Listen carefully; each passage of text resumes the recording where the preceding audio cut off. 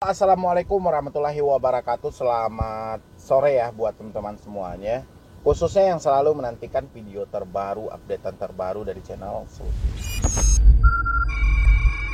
Terima kasih ya buat teman-teman semuanya yang selalu mensupport, mendukung tentang channel Solusi Utang. Saya ucapkan terima kasih yang sebanyak-banyaknya ya buat teman-teman semuanya. Alhamdulillah channel ini sebentar lagi atau sedikit lagi mencapai 300.000 subscriber. Jadi berkat dari supportan Anda, saya ucapkan selalu terima kasih, dan terima kasih. Semoga saja ya Solusi Utang bisa menjadi suatu hal yang bermanfaat bagi masyarakat, khususnya orang-orang yang benar-benar membutuhkan informasi atau membutuhkan motivasi menyangkut hutang piutangnya. Ya. Jadi hari ini yang mau kita bahas itu tentang beberapa postingan yang selalu dilontarkan oleh OJK ke pinjol ilegal. Bukan saya ini membela pinjol ilegal, tidak. Tapi bukan pinjol ilegal aja yang melakukan hal yang seperti itu. Pinjol legal juga melakukan hal yang sama. Jadi OJK jangan sampai tutup mata dalam hal ini. Inilah yang mau kita bahas hari ini. Ya. Karena kan Anda juga banyak ya menemukan postingan demi postingan ciri-ciri pinjol ilegal, ini segala macam menurut OJK, tapi OJK seakan lupa bahwa pinjol legal juga melakukan hal yang sama. Dan ini yang mau kita bahas teman-teman semuanya. Silahkan disupport dulu, semoga channel ini makin berkembang dan bisa memberikan motivasi, semangat, edukasi buat Anda sendiri dari pinjol ilegal. Pinjol legal ini pernah nggak OJK mentelusuri dan menyelidiki? Jangan hanya mentang-mentang mereka setelah menjadi bagian dari otoritas jasa keuangan atau yang telah terverifikasi, yang telah terdaftar, habis itu hanya dibebankan kepada pinjol ilegal. Jangan seperti itu. Karena masih banyak di lapangan praktek demi praktek yang dilakukan oleh pinjol legal belum sesuai dengan aturan yang ada. Meskipun mereka telah diikat dengan kesepakatan secara internal, ya, kesepakatan antara otoritas jasa keuangan dan pinjol yang telah terdaftar, yang telah terverifikasi, ataupun mereka yang telah tergabung dalam asosiasi misalnya Fintech Pendanaan Indonesia, bukan berarti mereka mentaati semua aturan yang ada. Salah satunya wajib menagih 90 hari sampai detik ini masih terbukti atau tidak? Ya. Justru enggak, gitu loh. Ya. Jadi kita enggak berbicara dalam konteks hukumnya, tapi kesepakatan saja yang telah terjadi antara otoritas jasa keuangan AFPI dengan fintech ataupun pinjol-pinjol yang telah diresmikan masih juga melanggar sebuah kesepakatan itu. Ya, apalagi yang ilegal. Ya, kalau setiap hari OJK hanya menyampaikan tentang modus-modus dari pinjol ilegal, modus-modus dari pinjol legal bagaimana? Banyak loh. Ya. Contoh penagihan buta. Si debitur tahu ini dari mana. Cuma mereka tidak menyebutkan lagi mereka dari aplikasi mana. Mereka berusaha untuk men-setting itu supaya ketika orang-orang mereport ke otoritas jasa keuangan tidak ditemukan ini dari pinjol mana. OJK bisa menepis ini segala macam. Dan saya berasumsi di sini seakan-akan di sini sudah disetting. Ya. Saya ini misalnya ya, saya ini mengeluarkan ini, nanti kalian hati-hati menggunakan pihak ketiga ini segala macam. Seakan sudah seperti itu.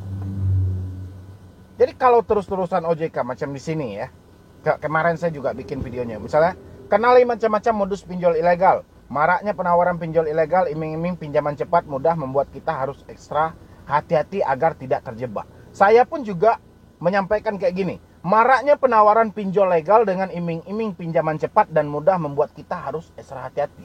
Bukan pinjol ilegal yang saya bilangin, pinjol legal. Ya, saking mudahnya, saking gampangnya. Bahkan orang yang tidak minjam pun ada yang ditagih. Ya.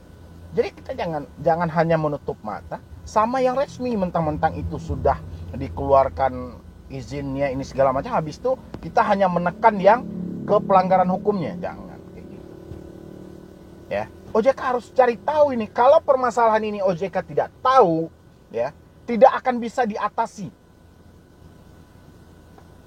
Ya, saya melihat itu postingan demi postingan. Di sini, modus penawaran pinjol melalui WA atau SMS. Pinjol legal juga sering melakukan hal ini. Ya. Jadi jangan OJK hanya menekan ke pinjol ilegal saja, tapi juga lirik. Di samping kita membasmi pinjol ilegal, kita juga harus waspada dengan pinjol legal. Ya, jangan hanya di satu sisi. Ya, di sisi sebelah kita menekan pinjol ilegal, di sisi lain kita minta masyarakat untuk meminjam di pinjol legal. Padahal kesehatan dari pinjol itu OJK belum tahu persis. Ya, OJK hanya menghitung stimulus, misalnya penyaluran melalui fintech ataupun pinjol telah mencapai sekian triliun. Cuman itu. Jadi penderitaan di bawah ini, penderitaan di masyarakat ini, mereka yang telah masuk ke dalam dunia online ini, sulit untuk keluar, sulit dengan berbagai macam persi yang mereka alami, OJK tidak paham. Ya. Jadi saya lihatin di situ kayak mana ya? OJK juga ikut mempromosikan supaya orang-orang ini masuk ke dalam pinjol legal yang menurut OJK tadi. Ya, yang telah dikeluarkan izinnya oleh OJK tadi.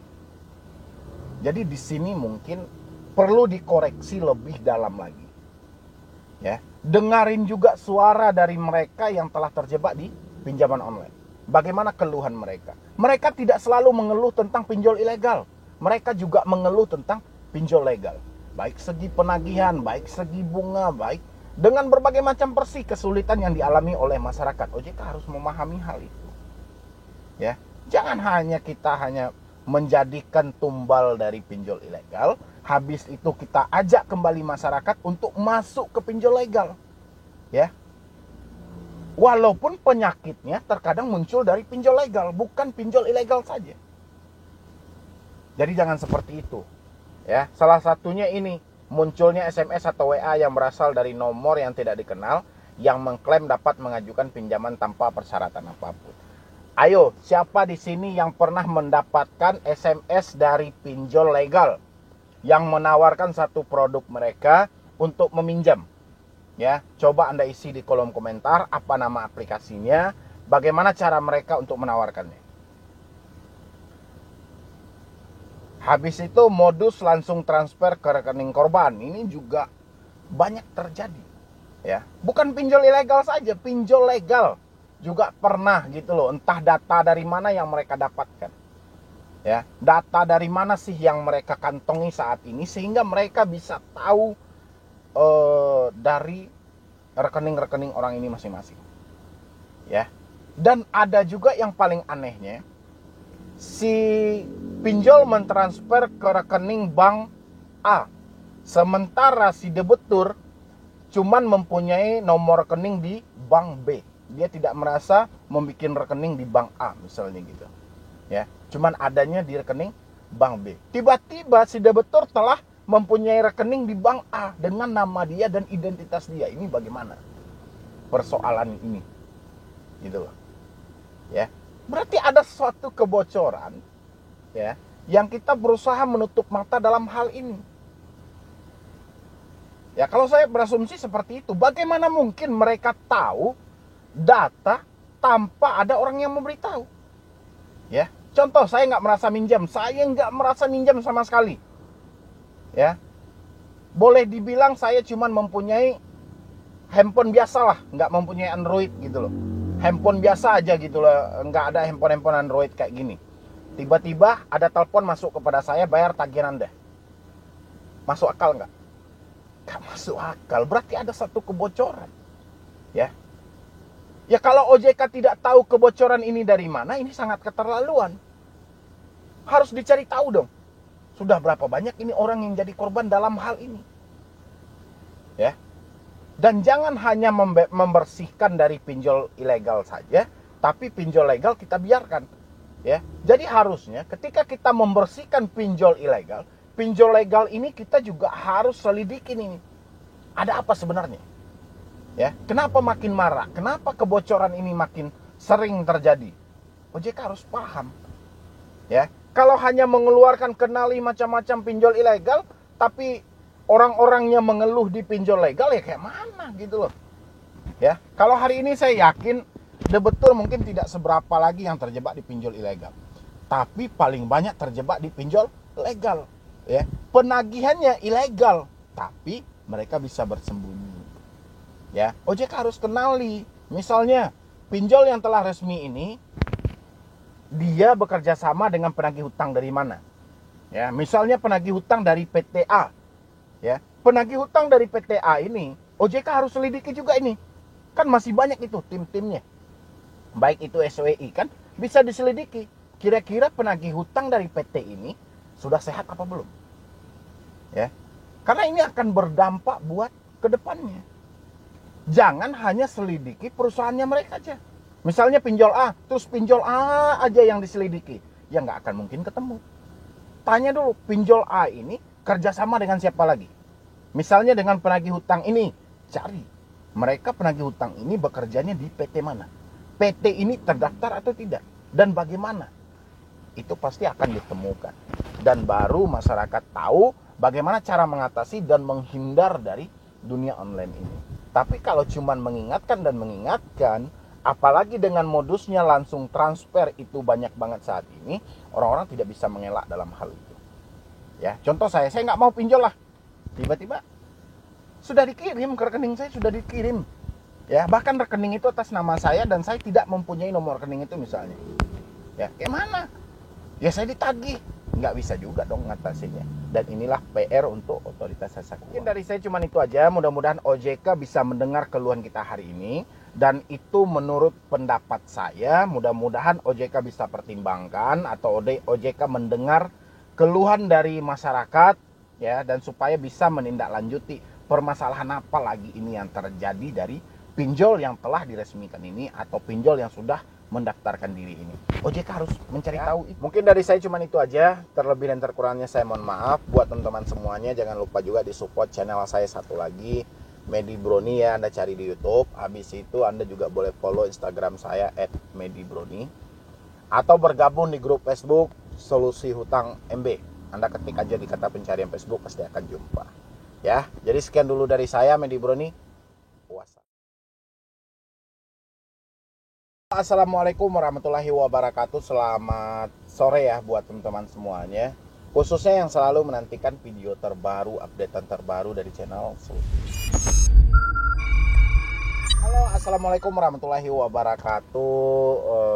Terima kasih ya buat teman-teman yang sudah mensupport, mendukung tentang channel Solusi Hutang. Saya ucapkan terima kasih banyak. Oke, tadi saya sudah update video ya tentang mungkin dari pinjol ilegal yang selalu diumumkan oleh otoritas jasa keuangan. Habis itu pendapat dari Anda semuanya juga sudah saya sampaikan berdasarkan dari chatan yang dikirimkan melalui email segala macam, bahwa yang Anda khawatirkan itu bukan pinjol ilegalnya, tapi pinjol legalnya. Tadi saya sudah update videonya. Mungkin notifikasinya agak lambat masuknya pada teman-teman semuanya, tapi bisa dicek langsung di koleksi Solusi Hutang, itu sudah ada videonya ya. Oke, jadi karena ini juga banyak keluhan dari teman-teman semuanya, pinjol yang telah diblokir tapi masih juga menagih ya. Dan sekarang kita tembuskan buat Satgas Waspada Investasi. Ada solusinya enggak ya? Dan kita mau tembuskan ini. Mudah-mudahan teman-teman juga bisa share sebanyak-banyaknya supaya nyampe juga kepada Ketua Satgas Waspada Investasi. Pinjol yang telah mereka blokir itu masih menagih. Bagaimana solusi pinjol yang telah diblokir kemarin itu masih banyak yang menagih. Ya, bahkan Satgas Waspada Investasi mengumumkan 3.000 lebih ya praktek dari pinjol ilegal itu telah diblokir oleh Satgas Waspada Investasi atau SWI. Itu disampaikan langsung oleh ketuanya ya. Dan hari ini banyak keluhan dari teman-teman semuanya, banyak pinjol yang telah diblokir ini sampai sekarang masih menagih ya. Yang saya pertanyakan, mudah-mudahan ini sampai ya kepada Ketua Satgas Waspada Investasi, ada nggak sih solusi bagi mereka yang saat ini ya masih ditagih oleh pinjol yang telah diblokir tersebut ya? Apakah mereka harus membayar hutang mereka kepada pinjol yang telah diblokir ini atau bagaimana Ya, ini samar-samar. Karena pengumuman diblokirnya pinjol ilegal ini memang sudah viral dan sudah banyak diliput oleh rekan-rekan dari wartawan, dan Ketua Satgas pun juga mengumumkan secara langsung. Tapi apa manfaat di balik ini? Ya. Apakah si debitur telah bisa menyatakan bahwa semua hutang yang termasuk di dalam pinjol yang telah diblokir mereka tidak perlu membayar lagi, atau bagaimana? Ini loh yang didesakkan kepada saya, dan saya juga pengen tanya kepada Satgas Waspada Investasi ataupun OJK sendiri juga boleh menjawab dalam hal itu. Ya, kalau mungkin ragu untuk meng-email saya, mungkin bisa melalui postingan saja atau penyampaian biar diliput oleh wartawan seperti apa gitu. Karena masih banyak dari pinjam no dan nano masih menagih. Ya, dua itulah. Nggak perlu kita sebutkan terlalu banyak pinjolnya, itu juga terus menagih. Ya, makanya dari dulu saya sampaikan pada teman-teman semuanya, setiap kali saya menemukan satu berita tentang pemblokiran pinjol ilegal, itu saya sudah malas itu. Ya, saya umumkan, manfaatnya bagi Anda tidak ada. Ya, tidak saya umumkan, Anda selalu bertanya, "Bang, itu pinjol itu sudah diblokir Bang, tapi terus menagih." Makanya dari dulu saya sampaikan, saya malas kalau sudah membahas tentang pemblokiran pinjol ilegal. Ya, bukan saya tidak bangga, saya bangga. Ya. Tapi kalau sebatas diblokir tapi tetap menagih, ya percuma dong, mustahil. Ya. Karena kan satu video itu kita harus menyampaikan apa sih manfaat dari orang yang mendengar dari video itu. Ya. Kalau saya cuma membikinkan misalnya, wah, selamat, sekian ribu pinjol telah diblokir. Ya, tapi manfaatnya bagi Anda yang menonton nggak ada, ya cuman blokir gitu aja. Palingan Anda di rumah ya diblokir, mereka juga nagih kan. Sama aja gitu. Ya, dan begitu juga buat Satgas Waspada Investasi. Setelah pemblokiran ini terjadi dan masih ada pinjol yang memblokir, apa sih yang seharusnya dilakukan oleh debitur yang masih ditagih sampai detik ini oleh pinjol yang telah diblokir? Apakah si debitur bisa menghentikan secara permanen pembayarannya, atau si debitur melanjutkan membayar, atau bagaimana? Karena itu tidak tertulis dalam umuman dari Satgas Waspada Investasi. Ya, tertulis itu misalnya semua pinjol yang telah diblokir Anda tidak perlu bayar lagi. Kalau mereka masih menagih, abaikan saja, ganti aja nomornya, ini segala macam, pokoknya kan ada, tapi ini kan nggak diumumkan. Ya, makanya buat teman-teman semuanya, salah satu hal yang bikin saya malas ketika menemukan pinjol ilegal telah diblokir adalah itu, karena tidak ada manfaatnya bagi penonton di video saya. Ya, nggak tahu lah ya manfaat dari orang-orang yang membuat, saya juga nggak tahu, tapi yang jelas saya pribadi tidak ada manfaatnya bagi Anda. Hari ini pinjol itu diblokir, bukan berarti mereka berhenti dalam menagih, tidak. Justru mereka akan makin gila-gilaan menagih. Bahkan ada yang menyampaikan kepada saya, "Bang, setelah diblokir, malah pinjol itu membabi buta dalam menagih." Berarti nggak mendapatkan efek jera dong pinjol ini. Ya, itu makanya kita tembuskan kepada Satgas Waspada Investasi, Otoritas Jasa Keuangan atau AFPI sendiri. Bagaimana seharusnya debitur yang masih ditagih oleh pinjol ilegal yang telah diblokir ini, apakah mereka terus melakukan pembayaran atau mereka bisa mengambil sebuah keputusan untuk berhenti membayar dan tidak perlu dilanjutkan lagi? Ayo silahkan. Dan teman-teman semuanya juga boleh berkomentar, dari pinjol mana aja sih yang masih menagih Anda, pinjol-pinjol ilegal yang telah diblokir itu. Anda isi di kolom komentar. Seperti apa sih pola penagihannya dan nama aplikasinya, pinjol itu masuk dalam blokir di bulan-bulan kemarinkah, atau bulan sebelumnya kah, atau di bulan kapan gitu loh. Anda boleh isi di kolom komentar. Ya, kapan perlu dipagarin semuanya pagar SWI, biar SWI juga melihat, atau pagar OJK ataupun AFPI. Karena kita juga bingung ini. Ya, sampai sekarang praktek dari pinjol ilegal yang telah diblokir ini masih ada dan bahkan makin menjadi-jadi. Ya, jadi otomatis Anda sebagai debitur saat ini atau sebagai Masyarakat yang terjebak di dalam pinjol ilegal ini ya kebingungan. Di satu sisi kita sudah senang bahwa telah terjadi pemblokiran, di sisi lain kita juga panik. Kenapa ini mereka masih terus menagih dan memburu kita? Apa yang salah? Ya, mungkin dari saya cuma itu aja. Mudah-mudahan video yang dibikin hari ini itu bisa sampai kepada Satgas Waspada Investasi, dan juga itu semuanya harus didorong dari teman-teman semuanya untuk meng-share video ini sebanyak-banyaknya supaya didengar langsung oleh Ketua Satgas Investasi, dan mudah-mudahan Bapak Ketua mempunyai solusi yang terbaik buat para debitur yang saat ini masih ditagih oleh pinjol-pinjol ilegal yang katanya kemarin itu telah diblokir. Ya, mungkin ada solusi terbaiknya supaya masyarakat juga tidak kebingungan harus berbuat apa. Sekian dulu lah dari saya ya. Jadi terlebih dan terkurangnya saya mohon maaf, dan kurang lebih seperti itu penyampaian pendapat atau penyaluran suara dari teman-teman semuanya melalui video solusi hutang. Saya sudah sampaikan dan mudah-mudahan bisa sampai langsung ke Satgas Waspada Investasi biar dikeluarkan solusi-solusi terbaiknya ya. Jadi sekian dulu dari saya, Medi Broni. Wassalam.